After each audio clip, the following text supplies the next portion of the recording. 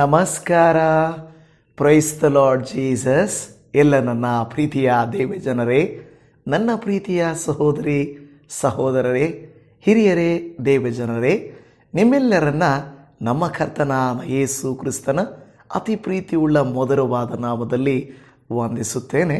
ಈ ದಿನವೂ ಕೂಡ ಕರ್ತನ ಪಾದ ಸನ್ನಿಧಿಯಲ್ಲಿ ಬಂದು ದೇವರ ವಾಕ್ಯಗಳನ್ನು ಆಲಿಸುವುದಕ್ಕಾಗಿ ಸಮಯವನ್ನು ಕೊಟ್ಟಿದ್ದೀರಾ. ಕರ್ತನು ತಾನೇ ನಿಮ್ಮನ್ನು, ನಿಮ್ಮ ತ್ಯಾಗವನ್ನು, ನಿಮ್ಮ ಸಮಯವನ್ನು ಸನ್ಮಾನಿಸಿ ಅನುಗ್ರಹಿಸಲಿ, ಆಶೀರ್ವದಿಸಲಿ. ದೇವಜನವೇ, ಚೆನ್ನಾಗಿದ್ದೀರಾ? ಕರ್ತನ ನಾಮಕ್ಕೆ ಸ್ತೋತ್ರ ಮಾಡೋಣ.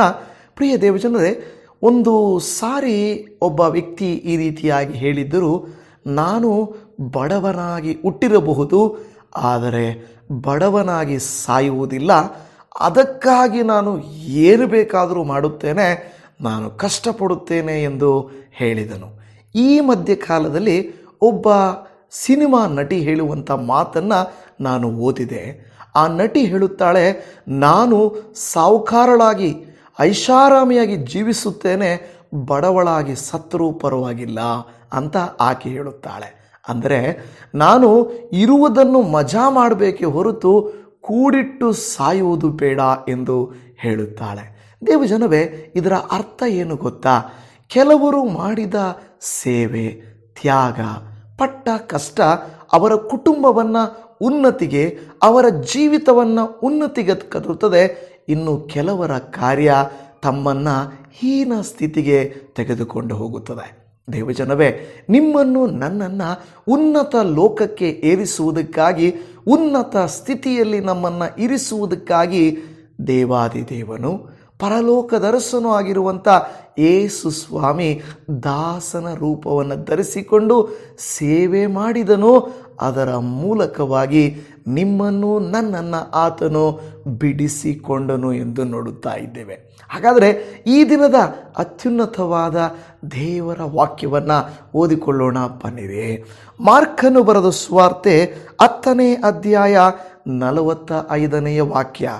ಮನುಷ್ಯ ಕುಮಾರನು ಸಹ ಸೇವೆ ಮಾಡಿಸಿಕೊಳ್ಳುವುದಕ್ಕೆ ಬರಲಿಲ್ಲ, ಸೇವೆ ಮಾಡುವುದಕ್ಕೂ ಅನೇಕರನ್ನು ಬಿಡಿಸಿಕೊಳ್ಳುವುದಕ್ಕಾಗಿ ತನ್ನ ಪ್ರಾಣವನ್ನು ಈಡುಕೊಡುವುದಕ್ಕೂ ಬಂದನು ಎಂದು ಹೇಳಿದನು. ಹಾಲೆಲೂಯ, ಯೇಸುವಿಗೆ ಸ್ತೋತ್ರ.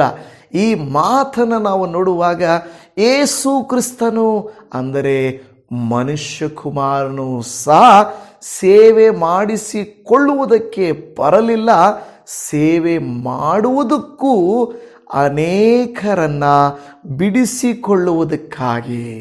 ಆ ಮಾತನ್ನು ಚೆನ್ನಾಗಿ ಜ್ಞಾಪಕ ಇಟ್ಕೊಳ್ಳಿ. ಅನೇಕರನ್ನು, ಇಲ್ಲವೇ ಮಾನವ ಜನಾಂಗವನ್ನು ಬಿಡಿಸಿಕೊಳ್ಳುವುದಕ್ಕಾಗಿ. ಇದೇನಿದು ಬಿಡಿಸಿಕೊಳ್ಳುವುದಾ? ನೋಡಿ, ಹಳೆಯ ಕಾಲದಲ್ಲಿ ಈ ಒಂದು ಆಫ್ರಿಕನ್ ಕಂಟ್ರೀಸಲ್ಲಿ, ಆಫ್ರಿಕಾ ದೇಶಗಳಲ್ಲಿದ್ದಂಥ ಕಪ್ಪು ಜನಾಂಗ, ಆ ಕಪ್ಪು ಜನಾಂಗಗಳನ್ನು, ಆ ಕಪ್ಪು ಜನಾಂಗದ ಸದೃಢವಾದ ಬಲಿಷ್ಠವಾದ ಗಂಡಸರನ್ನು, ಹೆಂಗಸರನ್ನು ಅಮೇರಿಕಾ ಮಾರ್ಕೆಟಿಗೆ ತೆಗೆದುಕೊಂಡು ಹೋಗಿ ಅಲ್ಲಿ ಕೆಲಸ ಮಾಡುವುದಕ್ಕಾಗಿ ಮಾರುತ್ತಿದ್ದರಂತೆ.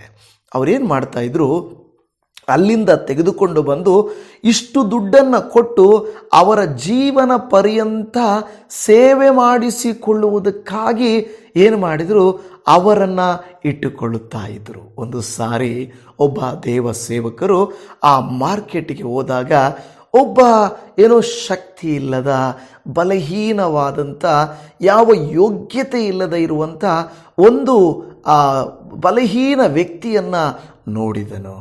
ಯಾರೂ ಅವರನ್ನು ಕೊಂಡುಕೊಳ್ಳುತ್ತಿಲ್ಲ. ಕೊಂಡುಕೊಳ್ಳದೆ ಹೋದರೆ ಏನಾಗುತ್ತಿತ್ತು ಗೊತ್ತಾ?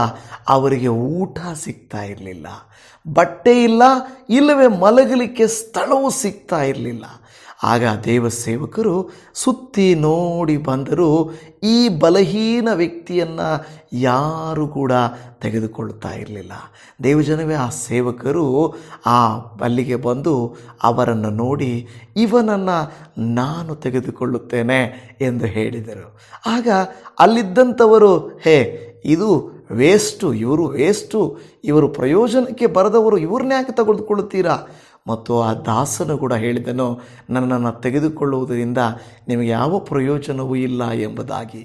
ಆಗ ದೇವ ಸೇವಕರು ಹೇಳಿದರು, ಪ್ರಯೋಜಕರಲ್ಲದ ವ್ಯರ್ಥವಾದ ಏನೂ ಬೆಲೆ ಬಾಳದೇ ಇರುವಂಥ ನನ್ನನ್ನು ಯೇಸು ಸ್ವಾಮಿ ಕ್ರಯ ಕೊಟ್ಟು ತೆಗೆದುಕೊಂಡಿದ್ದಾನೆ, ಹಾಗೆಯೇ ನಿನ್ನನ್ನು ಕೂಡ ನಾನು ಕ್ರಯ ಕೊಟ್ಟು ತೆಗೆದುಕೊಳ್ಳುತ್ತೇನೆ ಎಂದು ಹೇಳಿ ಕ್ರಯ ಕೊಟ್ಟು ತೆಗೆದುಕೊಂಡು ಅವರಿಗೆ ಆ ಹಣವನ್ನು ಕೊಟ್ಟು ಅವರಿಗೆ ಬಿಡಿಸಿದ್ದು ಮಾತ್ರವಲ್ಲ, ಅವರಿಗೆ ಹಣವನ್ನು ಕೊಟ್ಟು ಮನೆಗೆ ಕಳುಹಿಸಿದರು. ಈ ಹಣದಿಂದ ನಿನ್ನ ಜೀವಿತವನ್ನು ಕಟ್ಟಿಕೋ, ಯೇಸು ನನ್ನನ್ನು ಪ್ರೀತಿಸಿದನು, ನನ್ನನ್ನು ಬಿಡಿಸಿಕೊಂಡನು, ಹಾಗೆಯೇ ಆ ಕ್ರಿಸ್ತನ ಪ್ರೀತಿಯಿಂದ ನಾನು ನಿನ್ನನ್ನು ಬಿಡಿಸಿದ್ದೇನೆ ಎಂದು ಹೇಳಿದನು. ನನ್ನ ಪ್ರಿಯ ದೇವಜನವೇ, ಇವತ್ತು ನಿಮ್ಮನ್ನು ನನ್ನನ್ನು ಯೇಸು ಸ್ವಾಮಿ ಕ್ರಯ ಕೊಟ್ಟು ಬಿಡಿಸಿಕೊಂಡಿದ್ದಾರೆ. ಯಾವ ಕ್ರಯ? ಹೌದು, ಆದಿಕಾಂಡದಲ್ಲಿ ನಾವು ನೋಡುವಾಗ ಆದಾಮ ಅವಳು ಮಾಡಿದ ಪಾಪದ ನಿಮಿತ್ತವಾಗಿ ನಮ್ಮ ಮೇಲೆ ಶಾಪವು, ನಮ್ಮ ಮೇಲೆ ಎಲ್ಲ ಲೌಕಿಕವಾದ ಭಾರಗಳು ಬೀಳಲ್ಪಟ್ಟಿದ್ದವು. ನಮ್ಮನ್ನು ಕೊಂಡುಕೊಳ್ಳುವುದಕ್ಕೂ ಬಿಡಿಸುವುದಕ್ಕೂ ಯಾರೂ ಇರಲಿಲ್ಲ. ದೇವಜನವೇ, ಯೇಸು ಕ್ರಿಸ್ತನು ನಿಮ್ಮನ್ನು ನನ್ನನ್ನು ಬಿಡಿಸಿಕೊಳ್ಳುವುದಕ್ಕಾಗಿ ಆತನು ಬಂದನು. ಆಮೇನ್. ಇವತ್ತು ನಿಮ್ಮನ್ನು ಯಾರೂ ಕೂಡ ವೇಸ್ಟು ಬೇಡ, ಪ್ರಯೋಜನಕ್ಕೆ ಬರುವುದಿಲ್ಲ ಎಂದರೂ ಕೂಡ ಯಾರಿಗೂ ಬೇಡವಾದರೂ ಸಹೋದರಿ, ನೀನು ದೇವರಿಗೆ ಬೇಕು. ಸಹೋದರನೇ, ನೀನು ದೇವರಿಗೆ ಬೇಕು. ಅದಕ್ಕಾಗಿ ಆತನು ಮೌಲ್ಯವನ್ನು ಸಲ್ಲಿಸಲಿಕ್ಕೂ, ಬೆಲೆಯನ್ನು ಕೊಡಲಿಕ್ಕೂ, ತನ್ನ ರಕ್ತವನ್ನು ಸುರಿಸಲಿಕ್ಕೂ ಆತನು ಸಿದ್ಧನಾದನು. ನೋಡಿ, ಆತನು ತಾನು ಈ ಲೋಕದಲ್ಲಿ ಹೊಗಳಿಸಿಕೊಳ್ಳುವುದಕ್ಕೂ ಸೇವೆ ಮಾಡಿಸಿಕೊಳ್ಳುವುದಕ್ಕೂ ಬರಲಿಲ್ಲ, ಬದಲಾಗಿ ಬೆಲೆಯನ್ನು ಕೊಟ್ಟು, ಅಂದರೆ ಸೇವೆಯನ್ನು ಮಾಡಿ ಮತ್ತು ನಮ್ಮನ್ನು ಬಿಡಿಸಿಕೊಳ್ಳುವುದಕ್ಕೋಸ್ಕರ ಎಂದು ಹೇಳುತ್ತಾ ಇದೆ. ಆಮೇಲೆ ಅನೇಕರು ನಮಗೆ ಏನಾದರೂ ಕೊಡ್ರಿ, ಆಗ ನಾನು ನಿಮಗೆ ಹೆಲ್ಪ್ ಮಾಡ್ತೀನಿ ಅನ್ನೋ ದೇವರು ದೇವತೆಗಳಿರುವಂಥ ಈ ಭೂಮಿಯ ಮೇಲೆ ಯಾವ ಕ್ರಯವನ್ನೂ ಕೇಳದೆ ನಮ್ಮನ್ನು ಬಿಡಿಸಲಿಕ್ಕೆ ಬಂದಂಥ ನಮ್ಮ ನಿಜ ತಂದೆ, ಸೃಷ್ಟಿಕರ್ತನಾದ ದೇವರು ಯೇಸು ಕ್ರಿಸ್ತನು ಆಗಿದ್ದಾನೆ. ಅಂದರೆ ಈ ವಾಕ್ಯ ಹೇಳುವಂಥ ಮಾತು ಅನೇಕ ಪಾಪಿಗಳಾಗಿರುವ, ಪ್ರಯೋಜನಕ್ಕೆ ಬಾರದ, ಬೆಲೆಯಿಲ್ಲದ, ವಯಸ್ಸಾಗಿರುವ, ರೋಗದಲ್ಲಿರುವ, ಬಡವರಾಗಿರುವ, ಕುಲಹೀನರಾಗಿರುವ, ಸಮಾಜದಲ್ಲಿ ತಿರಸ್ಕರಿಸಲ್ಪಟ್ಟಿರುವ, ಬೆಲೆಯಿಲ್ಲದ ನಮ್ಮನ್ನು ಯೇಸು ಸ್ವಾಮಿ ಪ್ರೀತಿ ಮಾಡಿ ಬೆಲೆಯನ್ನು ಸಲ್ಲಿಸಿ ನಮ್ಮನ್ನು ಕೊಂಡುಕೊಂಡಿದ್ದಾರಲ್ಲ, ಅದಕ್ಕಾಗಿ ಕರ್ತನಿಗೆ ಸ್ತೋತ್ರ. ಅನೇಕರನ್ನು ಬಿಡಿಸಿಕೊಳ್ಳುವುದಕ್ಕಾಗಿ ತನ್ನ ಪ್ರಾಣವನ್ನು ಈಡುಕೊಡುವುದಕ್ಕೂ ಬಂದನು, ಬಿಡಿಸಿಕೊಳ್ಳುವುದಕ್ಕೂ ಈಡುಕೊಡುವುದಕ್ಕೂ ಬಂದನು. ಅನೇಕ ಸಂದರ್ಭಗಳಲ್ಲಿ ಯೇಸು ಸ್ವಾಮಿಯ ಆ ಪ್ರಾಣವನ್ನು ಉಳಿಸಿಕೊಳ್ಳುವುದಕ್ಕೆ ಅವಕಾಶವಿತ್ತು. ಆದರೆ ಯೇಸು ಸ್ವಾಮಿ ತಾನೇ ಹೇಳಿದರು, ತನ್ನ ಪ್ರಾಣವನ್ನು ಉಳಿಸಿಕೊಳ್ಳಬೇಕೆಂದಿರುವವನು ಕಳೆದುಕೊಳ್ಳುವನು, ಆದರೆ ಪ್ರಾಣವನ್ನೂ ಕಳೆದುಕೊಳ್ಳುವವನು ಉಳಿಸಿಕೊಳ್ಳುವನು ಎಂದು ಹೇಳಿದರು. ದೇವಜನವೇ, ಏಸಪ್ಪ ತನ್ನ ಪ್ರಾಣವನ್ನು ಉಳಿಸಿಕೊಳ್ಳಬಹುದಾಗಿತ್ತು. ಅನೇಕರು ಬಂದು ಆತನನ್ನು ಬಿಡಿಸುತ್ತೇವೆ ಎಂದು ಹೇಳಿದರು, ಅದಲ್ವಾ? ಅನೇಕರು ನಮ್ಮ ಕಡೆ ತಿರುಗಿಕೋ, ನಮ್ಮ ಮಾತು ಕೇಳು ಅಲ್ವಾ? ಪರಿಸಾಯರು, ಆ ಯಾಜಕರು, ಮಾತ್ರವಲ್ಲದೆ ಪಿಲಾತನು, ಕೆಲವು ಜನರು, ಶಿಷ್ಯರು ಎಲ್ಲರೂ ನಾವು ಕಾಪಾಡ್ಕೊಳ್ತೀವಿ ದೇವರೇ, ಏಸಪ್ಪ ನಾವು ಇದ್ದೀವಿ ಅಂತ ಹೇಳಿದರು. ಏಸಪ್ಪ ಹೇಳಿದರು, ನನ್ನ ಪ್ರಾಣವನ್ನು ಕೊಡುವುದಕ್ಕೆ ಬಂದೇನು ಹೊರತು ಉಳಿಸಿಕೊಳ್ಳುವುದಕ್ಕಾಗಿ ಬರಲಿಲ್ಲ. ನಾನು ಸೇವೆ ಮಾಡುವುದಕ್ಕಾಗಿ ಬಂದೇನು ಹೊರತು ನಾನು ಸೇವೆ ಮಾಡಿಸಿಕೊಳ್ಳುವುದಕ್ಕಾಗಿ ಬರಲಿಲ್ಲ. ನಮ್ಮ ಮನೆಗಳಲ್ಲಿ ಅತ್ತೆಯರು ಸೊಸೆಗೆ ಹೇಳ್ಬೋದು, ನಾನು ನನ್ನ ಮಗನನ್ನು ಹೆತ್ತಿದ್ದೇನೆ, ಮನೆಗಾಗಿ ಇಷ್ಟು ಕಷ್ಟಪಟ್ಟಿದ್ದೇನೆ, ಈಗ ನನಗೆ ನೀನು ಸೇವೆ ಮಾಡಬೇಕು, ಯಾಕೆಂದರೆ ನಾನು ಅತ್ತೆ, ನೀನು ಸೊಸೆ.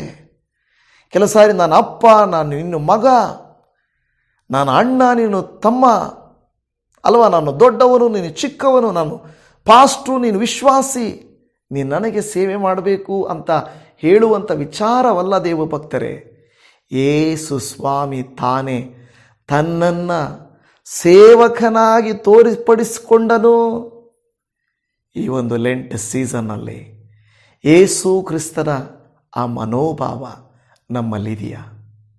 ಮತ್ತು ಕ್ರೈಸ್ತರಾಗಿರುವ ಯೇಸುವನ್ನು ನಂಬಿರುವ ಪ್ರೀತಿಸುವ ನಾವು ನಮ್ಮ ಕುಟುಂಬಸ್ಥರನ್ನು ಬಿಡಿಸಿಕೊಳ್ಳುವುದಕ್ಕೆ ತ್ಯಾಗಪೂರ್ವಕವಾಗಿದ್ದೀರಾ?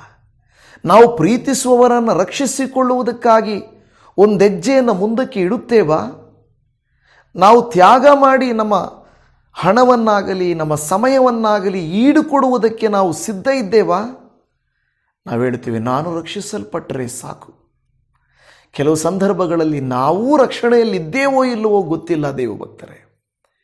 ದೇವರ ವಾಕ್ಯ ನಿಮಗೂ ನನಗೆ ಹೇಳ್ತಾ ಇದೆ, ಅನೇಕರನ್ನು ಬಿಡಿಸಿಕೊಳ್ಳುವುದಕ್ಕಾಗಿ ಏಸಪ್ಪ ತನ್ನ ಪ್ರಾಣವನ್ನು ಈಡುಕೊಟ್ಟನು. ಇವತ್ತು ಆ ಶುಭ ವರ್ತಮಾನವನ್ನು ಸಾರುವ ಜವಾಬ್ದಾರಿ, ಆ ಸತ್ಯ ಸುವಾರ್ತೆಯನ್ನು ಸಾರುವ ಜವಾಬ್ದಾರಿ ದೇವರು ನಿಮಗೂ ನನಗೂ ಕೊಟ್ಟಿದ್ದಾರೆ. ಅನೇಕರು ನರಕಕ್ಕೆ ಹೋಗುತ್ತಿದ್ದಾರೆ, ನಿತ್ಯ ಅಗ್ನಿಗೆ ಬಲಿಯಾಗುತ್ತಿದ್ದಾರೆ. ಸತ್ಯವನ್ನು ಅರಿಯದೆ, ಪರಿಶುದ್ಧತೆಯನ್ನು ತಿಳಿಯದೆ, ರಕ್ಷಕನನ್ನು ಅರಿಯದೆ, ಸೃಷ್ಟಿಕರ್ತನಾದ ದೇವರನ್ನು ಕಂಡುಕೊಳ್ಳದೆ ಪಾಪದಲ್ಲಿ ಬಿದ್ದು ನರಕದ ಹಾದಿಯನ್ನು ಹಿಡಿದು ಹೋಗುತ್ತಿದ್ದಾರೆ. ಅವರನ್ನು ಬಿಡಿಸಿಕೊಳ್ಳುವುದಕ್ಕಾಗಿ ದೇವರು ನಿಮ್ಮನ್ನು ನನ್ನನ್ನು ಆರಿಸಿಕೊಂಡಿದ್ದಾನೆ. ಒಂದು ಆತ್ಮವನ್ನಾದರೂ ಒಬ್ಬ ವ್ಯಕ್ತಿಯನ್ನಾದರೂ ಕರ್ತನ ಕಡೆಗೆ ತಿರುಗಿಸುವುದಕ್ಕೆ ಪ್ರಯತ್ನಿಸಿದ್ದೀರಾ? ಸ್ವಂತದವರನ್ನು, ಪ್ರೀತಿಸುವವರನ್ನು, ಬೇಕಾಗಿರುವವರನ್ನಾದರೂ ಕರ್ತನ ಕಡೆಗೆ ತಿರುಗಿಸಿದ್ದೇವಾ? ನಾವು ಹೇಳ್ಬೋದು, ನಾನು ಹೇಳುತ್ತಿದ್ದೇನೆ, ನಾನು ಪ್ರಯತ್ನಿಸುತ್ತಿದ್ದೇನೆ, ಫಲ ಇಲ್ಲ, ಅವರು ನಂಬುತ್ತಿಲ್ಲ, ಕೇಳುತ್ತಿಲ್ಲ. ಅದು ಬಿಡಿರಿ. ಆದರೆ ನಿಮ್ಮ ಜವಾಬ್ದಾರಿಯನ್ನು ನೀವು ನಿಜವಾಗಿಯೂ ಮಾಡಿದ್ದೀರಾ? ಮಾಡಿದ್ದೇವಾ ಎಂಬುದನ್ನು ನಾವು ಅರಿತುಕೊಳ್ಳಬೇಕು. ಕರ್ತನಿಗೆ ಸ್ತೋತ್ರ. ಕರ್ತನು ನಿಮ್ಮನ್ನು ಬಲವಾದ ಸಾಕ್ಷಿಗಳನ್ನಾಗಿ ಉಪಯೋಗಿಸಲಿ.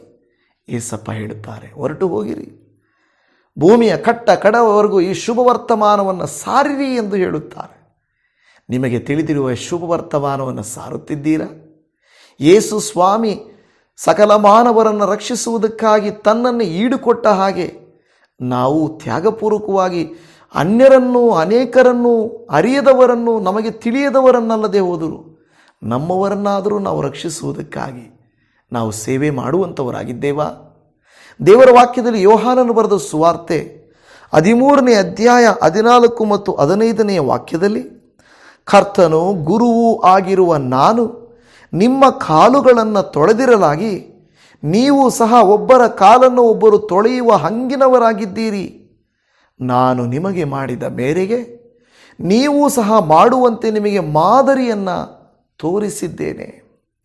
ನಾನು ಮಾಡಿದ ಹಾಗೆ ನೀವು ಮಾಡಬೇಕೆಂದು, ಮಾಡುವ ಹಂಗಿನಲ್ಲಿದ್ದೀರೆಂದು ನಾನು ನಿಮಗೆ ಮಾದರಿಯನ್ನು ತೋರಿಸಿದ್ದೇನೆ.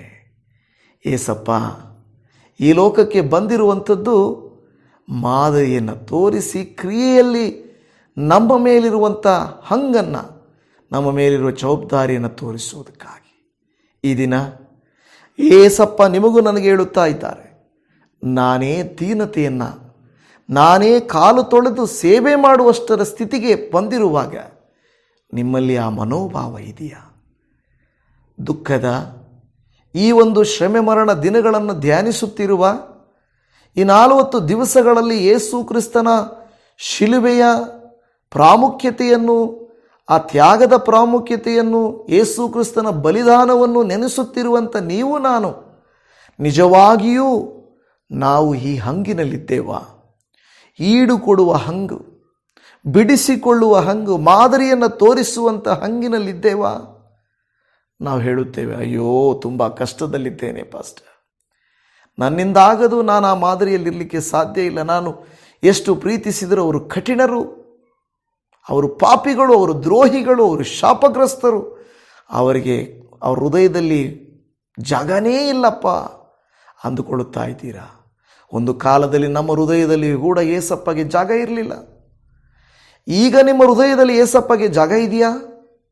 ಯೇಸು ಸ್ವಾಮಿಯನ್ನು ನೀವು ನಂಬಿ ಯೇಸು ಸ್ವಾಮಿಯನ್ನು ನೀವು ಅನುಸರಿಸಿ ನಡೆಯುತ್ತಿದ್ದೀರಾ?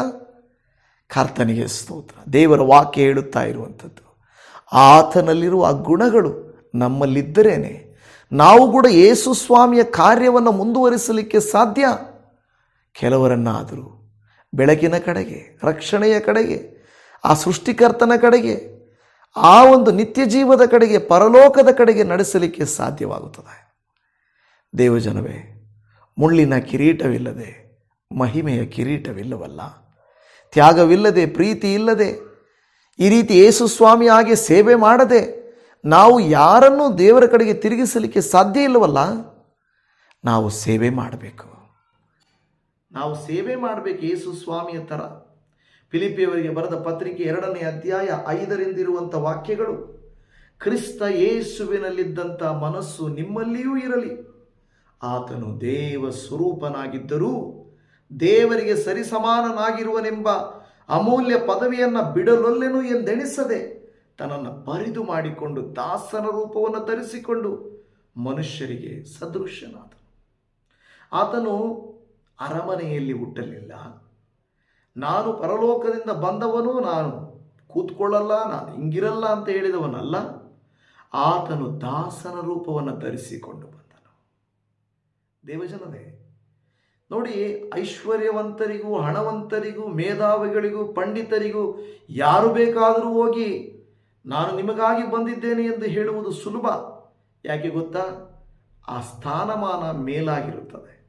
ಆದರೆ ಯೇಸು ಸ್ವಾಮಿ ಕೆಳಗಿನಿಂದ ಪ್ರೀತಿ ಮಾಡಿ ಬಂದವನು. ಇವತ್ತು ನಮ್ಮಲ್ಲಿ ಕೆಳಗಡೆ ಇರುವ, ಬಡವರಾಗಿರುವ, ಯೋಗ್ಯತೆ ಇಲ್ಲದ, ಕೆಲಸವಿಲ್ಲದ, ಯಾವ ರೂಪುರೇಷೆಗಳಿಲ್ಲದ, ಅಂದವಿಲ್ಲದ, ಜ್ಞಾನವಿಲ್ಲದ, ತಿಳುವಳಿಕೆ ಇಲ್ಲದ ನಮ್ಮನ್ನು ಯಾರೂ ಅಂಗೀಕರಿಸುವುದಿಲ್ಲ.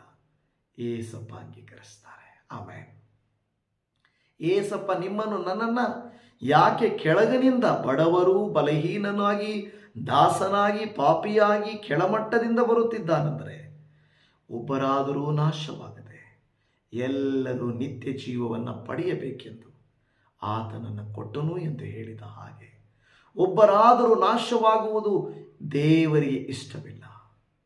ಏಸಪ್ಪ ಅದಕ್ಕೆ ಅನೇಕರನ್ನು ಬಿಡಿಸಿಕೊಳ್ಳುವುದಕ್ಕಾಗಿ ತನ್ನ ಪ್ರಾಣವನ್ನು ಈಡುಕೊಟ್ಟನು. ಈಡುಕೊಡುವುದಂದ್ರೆ ಏನು ಗೊತ್ತಾ? ಇದಕ್ಕೆ ಬದಲಾಗಿ ಇದು. ಮೊದಲ ಕಾಲದಲ್ಲಿ ನೀನು ಇದಕ್ಕೆ ಬೆಲೆ, ಸರಿಸಮಾನವಾಗಿರುವ ಬೆಲೆಯನ್ನು ಕೊಟ್ಟರೇನೆ ನಾನು ಕೊಡೋದು ಅಲ್ವಾ? ಎಲ್ಲದರ ಬೆಲೆ ಒಂದೇ ರೀತಿ ಇರೋದಿಲ್ಲ. ರಾಗಿ ಬೆಲೆ, ಜೋಳದ ಬೆಲೆ ಅಲ್ವಾ, ಗೋಧಿಯ ಬೆಲೆ, ಸಕ್ಕರೆಯ ಬೆಲೆ, ನಾವು ತಿನ್ನುವ ಆಹಾರಗಳು, ವಸ್ತುಗಳು, ಪದಾರ್ಥಗಳು ಎಲ್ಲವೂ ಬೇರೆ ಬೇರೆ ಬೆಲೆ ಇದೆ. ನಮ್ಮನ್ನು ಪಾಪದಿಂದ ಬಿಡಿಸಿಕೊಳ್ಳುವುದಕ್ಕೂ ಒಂದು ಬೆಲೆ ಇದೆ. ಆ ಬೆಲೆಯೇ ಯೇಸು ಕ್ರಿಸ್ತನ ಅಮೂಲ್ಯವಾದ ರಕ್ತ. ಯೇಸು ಕ್ರಿಸ್ತನ ಅಮೂಲ್ಯವಾದ ರಕ್ತ ಆತನು ಈಡುಕೊಟ್ಟನು. ಈಕ್ವಲ್ ಆಗಿರುವಂಥ, ಸರಿಸಮಾನವಾಗಿರುವಂಥ ಬೆಲೆ ಕೊಟ್ಟನು. ಆತನ ರಕ್ತದ ಬೆಲೆ ಅತ್ಯಮೂಲ್ಯವಾದದ್ದು. ಹಾಲೆಲೂಯ. ಅದಕ್ಕೆ ಈ ವಾಕ್ಯ ಹೇಳುತ್ತಾ ಇದೆ, ಕ್ರಿಸ್ತ ಯೇಸುವಿನಲ್ಲಿದ್ದಂಥ ಮನಸ್ಸು ನಿಮ್ಮಲ್ಲಿಯೂ ಇರಲಿ. ಈ ದಿನಗಳಲ್ಲಿ ಸ್ವಾರ್ಥ ಸಾರಲ್ಪಡಬೇಕು, ದೇವರ ರಾಜ್ಯ ಕಟ್ಟಲ್ಪಡಬೇಕು, ಜನರು ದೇವರ ಬಳಿಗೆ ಬರಲ್ಪಡಬೇಕು. ಆದರೆ ಹೇಳ್ತಾರೆ, ಅಯ್ಯೋ, ನಾನು ನನ್ನ ಸಮಯ ಕೊಡಲ್ಲ, ನನ್ನ ಆದಾಯ ಕೊಡಲ್ಲ, ನನ್ನ ತಲಾಂತು ಕೊಡಲ್ಲ, ನಾನು ದುಡಿಮೆಗೆ ಕೊಡುತ್ತೇನೆ, ನಾನು ನನ್ನ ಮನೆಗಾಗಿ ಕೊಡುತ್ತೇನೆ, ನಾನು ನನ್ನವರಿಗಾಗಿ ಕೊಡುತ್ತೇನೆ, ದೇವರಿಗಾಗಿ ಇಲ್ಲ ಇಲ್ಲ ಇಲ್ಲ. ದೇವ ಸಹೋದರರೇ, ಬೀಜಗಳನ್ನು ಬಿತ್ತುವವನಿಲ್ಲದೆ ಫಲವನ್ನು ಕೊಯ್ಯುವವರು ಯಾರು? ನೀವು ನಾನು ಬಿತ್ತಬೇಕಲ್ವಾ? ಫಲವನ್ನು ಕಾಣಬೇಕಾದರೆ ಬಿತ್ತಬೇಕಲ್ವಾ? ನಮ್ಮಲ್ಲಿ ಅನೇಕರು ಬಿತ್ತುವುದಕ್ಕೆ ಮನಸ್ಸಿಲ್ಲ. ಯಾರೋ ಬಿತ್ತುತ್ತಾರೆ ಬಿಡಿ, ಯಾರೋ ಫಲವನ್ನು ಕೊಯ್ತಾರೆ ಬಿಡಿ, ನನಗೇನದು ಅಂದುಕೊಳ್ಳಬೇಡಿರಿ. ದೇವಜನವೇ, ನೀವು ನಾನು ಆತನಿಗಾಗಿ. ಅಲ್ಲಿ ಹೇಳುತ್ತಾ ಇದೆ, ಮುಂದಕ್ಕೆ ಹೇಳುತ್ತಾ ಇದೆ, ಹೀಗೆ ಆತನು ಆಕಾರದಲ್ಲಿ ಮನುಷ್ಯನಾಗಿ ಕಾಣಿಸಿಕೊಂಡಿದ್ದಾಗ ತನ್ನನ್ನು ತಗ್ಗಿಸಿಕೊಂಡು ಮರಣವನ್ನು, ಅಂದರೆ ಶಿಲುಬೆಯ ಮರಣವನ್ನಾದರೂ ಹೊಂದುವಷ್ಟು ವಿಧೇಯನಾದನು. ನೀವು ನಾನು ದೇವರ ಮಾತಿಗೆ ವಿಧೇಯತೆಯನ್ನು ತೋರಿಸುವವರು ಆಗಿರಬೇಕು. ಅಪ್ಪ, ನಿನ್ನ ಚಿತ್ತ ನನ್ನ ಜೀವಿತದಲ್ಲಿ ನೆರವೇರಲಿ. ಅಪ್ಪ, ನಿನಗಾಗಿ ಏನಾದರೂ ಮಾಡ್ತೇನೆ. ಯಾಕೆಂದರೆ ನನ್ನನ್ನು ಕೆಸರಿನಿಂದ ಮೇಲೆತ್ತಿ ಬಂಡೆಯ ಮೇಲೆ ನಿಲ್ಲಿಸಿ ಸ್ಥಿರಪಡಿಸಿದ್ದೀಯ. ನನ್ನನ್ನು ನರಕದ ಹಾದಿಯಿಂದ ತಪ್ಪಿಸಿದ್ದೀಯ. ನನ್ನನ್ನು ನೀನು ತಪ್ಪಿಸಿದ್ದರಿಂದ, ಈ ಶುಭ ವರ್ತಮಾನವು ನನಗೆ ಸಿಕ್ಕಿದ್ದರಿಂದ, ಈ ಶುಭವನ್ನು, ಈ ಸಂತೋಷವನ್ನು, ಈ ರಕ್ಷಣೆಯನ್ನು, ಈ ನಿತ್ಯ ಜೀವದ ಮಾರ್ಗವನ್ನು ಯಾರಿಗಾದರೂ ನಾನು ಪ್ರಚುರಪಡಿಸುತ್ತೇನಯ್ಯ ಎಂದು ನೀವು ನಾನು ಪ್ರಚುರಪಡಿಸುವವರಾಗಿರಬೇಕು. ಹಾಲೆಲೂಯ. ಮಾಡುವಿರಾ? ಅಟ್ಲೀಸ್ಟ್ ಇಲ್ಲಿ ಎಂಟು ಸೀಸನಲ್ಲೊಂದು ತೀರ್ಮಾನ ತೆಗೆದುಕೊಂಡು, ನಾನು ಏಸಪ್ಪನಿಗಾಗಿ ಸಾಕ್ಷಿಯಾಗಿ ನಿಲ್ಲುತ್ತೇನೆ, ಏಸಪ್ಪನಿಗಾಗಿ ನಾನು ತ್ಯಾಗಪೂರ್ವಕವಾಗಿರುತ್ತೇನೆಂದು ಹೇಳಲಿಕ್ಕೆ ಸಾಧ್ಯನಾ? ಅನೇಕರನ್ನು ಬಿಡಿಸಿಕೊಳ್ಳುವುದಕ್ಕಾಗಿ ತನ್ನ ಪ್ರಾಣವನ್ನು ಈಡುಕೊಡುವುದಕ್ಕೂ ಸಿದ್ಧ ಆದನು ಕ್ರೈಸ್ತರಾಗಿರುವ ನಾವು. ಅಳಿದು ಹೋಗುವ, ಮಾಯೆಯಾಗುವ, ನೆಲೆಯಿಲ್ಲದ, ಸ್ಥಿರವಲ್ಲದ, ಇದ್ದೂ ಇಲ್ಲದ, ಮಾಯವಾಗುವ ಪ್ರತಿ ಕಾರ್ಯದ ಹಿಂದೆ ನಾವು ಓಡಿದರೆ, ನಾವು ಇದಕ್ಕಾಗಿ ಜೀವಿಸಿದರೆ ಏನೋ ಪ್ರಯೋಜನ ಇಲ್ಲ. ನಮಗೆ ಬಂದ ಸ್ವಲ್ಪ ಅಲ್ಪ ಕಷ್ಟ, ನೋವು, ಹಿಂಸೆ, ಶೋಧನೆಗಳನ್ನು ತೋರಿಸಿಕೊಂಡು ದೇವರಿಗೆ, ದೇವರೇ ನನ್ನನ್ನು ಇದರಿಂದ ಬಿಡಿಸು, ದೇವರೇ ನನಗೆ ಸಹಾಯ ಮಾಡು, ನನಗೆ ಒದಗಿಸು, ನನ್ನನ್ನು ಪೋಷಿಸು, ಆಮೇಲೆ ನಾನು ನಿನಗೋಸ್ಕರ ಜೀವಿಸ್ತೇನೆ, ನಾನು ನಿನಗೋಸ್ಕರ ನಿಲ್ಲುತ್ತೇನೆ ಅಂತ ಹೇಳುವುದು ಒಳ್ಳೆಯದಲ್ಲ. ದೇವಜನವೇ, ನಾವು ಕರ್ತನಿಗಾಗಿ ನಿಲ್ಲಬೇಕು. ನಮ್ಮ ಜೀವ ಕರ್ತನಿಗಾಗಿ ಮಿಡಿಯಬೇಕು. ಯಾವಾಗಲೂ ನಾವು ಉಸಿರಾಡುವಂತೆ ಏಸು ಏಸು ಅನ್ನುವಂಥ ರೀತಿಯಲ್ಲಿ, ಕರ್ತನೇ ನೀನು ರಕ್ಷಕನು, ನೀನು ರಕ್ಷಕನು, ನನ್ನ ತನು ಮನಗಳು ನಿನ್ನನ್ನೇ ನುಡಿಯುತ್ತವೆ, ನಿನ್ನನ್ನೇ ಅನುಸರಿಸುತ್ತವೆ ಎಂದು ನಾವು ಹೇಳುವಂಥವರು ಆಗಿರಬೇಕು. ಇಬ್ರಿಯ ಪತ್ರಿಕೆಯಲ್ಲಿ 5ನೇ ಅಧ್ಯಾಯ 8ನೇ ವಚನದಲ್ಲಿ, ಹೀಗೆ ಆತನು ಮಗನಾಗಿದ್ದರೂ ಅನುಭವಿಸಿದ ಬಾಧೆಗಳಿಂದಲೇ ವಿಧೇಯತ್ವವನ್ನು ಕಲಿತುಕೊಂಡನು. ಏನಂತ ಹೇಳಿ ಹೇಳ್ತದೆ? ಅನುಭವಿಸಿದ ಬಾಧೆಗಳಿಂದಲೇ ವಿಧೇಯತ್ವವನ್ನು ಕಲಿತುಕೊಂಡನು. ಕೆಲವು ಸಾರಿ ನಮಗೆ ಬಾಧೆಗಳು ಒಳ್ಳೆಯದೇ. ನೋಡಿ, ಮನುಷ್ಯರಿಗೆ ಮರಣ ಇಲ್ಲ ಅಂದಿದ್ದರೆ, ರೋಗ ಇಲ್ಲ ಅಂದಿದ್ದರೆ, ಕಷ್ಟ ಇಲ್ಲ ಅಂದಿದ್ರೆ, ಕಣ್ಣೀರಿಲ್ಲ ಅಂದಿದ್ರೆ ಮನುಷ್ಯರನ್ನ ಹಿಡಿಯಕ್ಕಾಗ್ತಾ ಇರಲಿಲ್ಲ.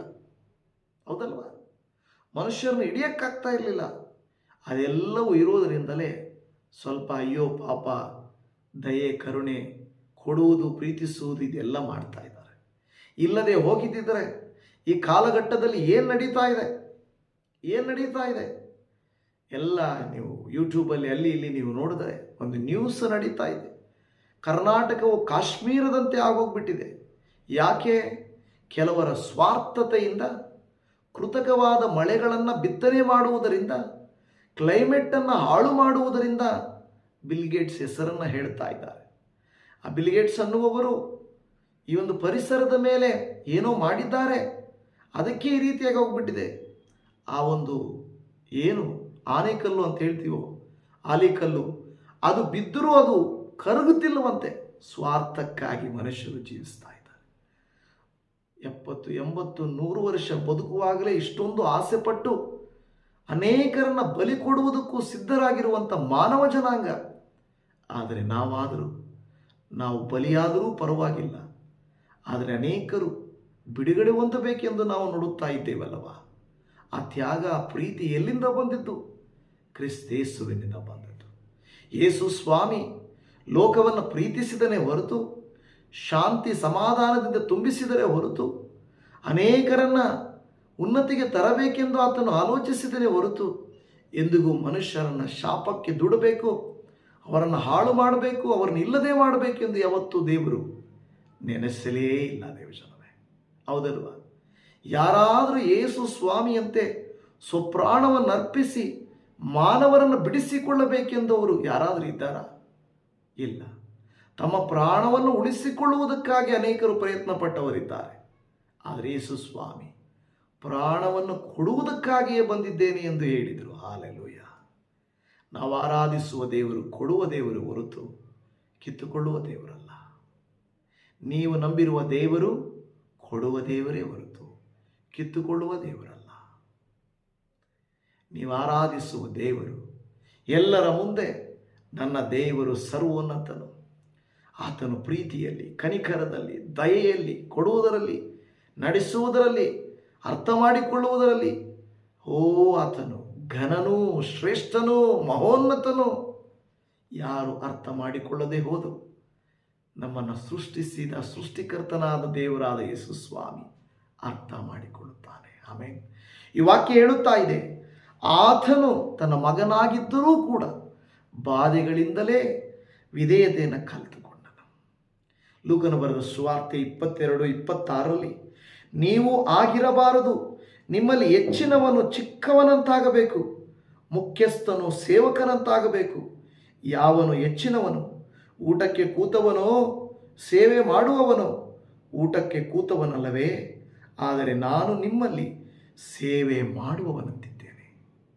ಹೌದು, ಊಟಕ್ಕೆ ಕೂತವನು, ಮೇಲೆ ಕೂತವನು, ಅನೇಕರ ಮುಂದೆ ಹೊಗಳಿಸಿಕೊಳ್ಳುವವನು ಘನನಲ್ಲ. ಈ ದಿನ ನಾನು ದೇವರ ವಾಕ್ಯವನ್ನು ಮುಂದೆ ನಿಂತುಕೊಂಡು ಹೇಳುತ್ತಾ ಇದ್ದೇನೆಂದರೆ, ನಾನು ಘನನಲ್ಲ. ನನಗಿಂತ ಘನವಾದ ಸೇವೆ ಮಾಡುವಂಥವರು ನನ್ನ ಜೊತೆಯಲ್ಲಿದ್ದಾರೆ.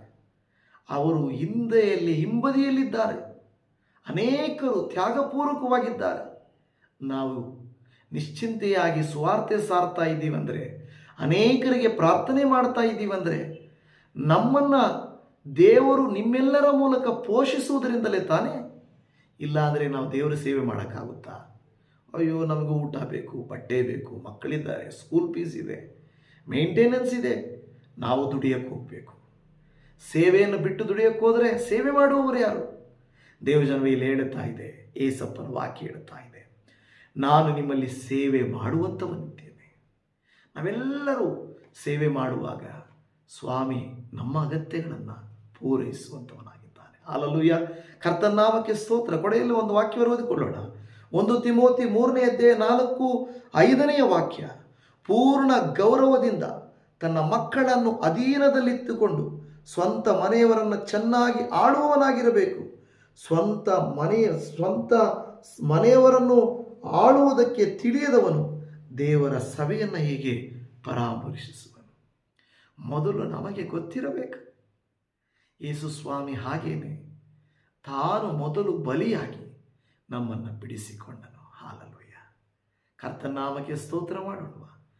ನಿಮ್ಮನ್ನು ನನ್ನನ್ನು ದೇವರು ಬಿಡಿಸಿಕೊಂಡ ಹಾಗೆ ನಮ್ಮ ಮೂಲಕ ನಾವು ಬಿಡಿಸಕ್ಕಾಗಲ್ಲ.